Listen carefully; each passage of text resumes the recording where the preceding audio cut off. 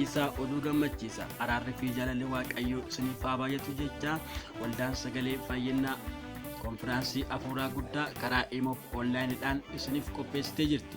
Dhuftanii eebba waaqayyoo akka hirmaattan affeerraa keenya.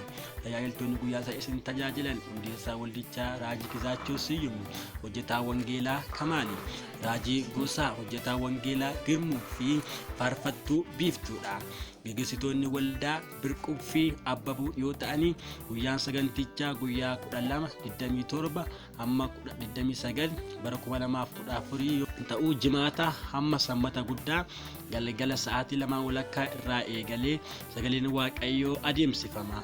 Dhuftanii eebba waaqayyoo akka hirmaattanii affeerraa gooneerra. Guyyaa kana sagaleen waaqayyoo ni lallabama, waaqayyo faarfannaa ni jajatama, dhukkubsattootaaf ni kadhatama, dinqiif maalallee garagaraa ni raawwatama.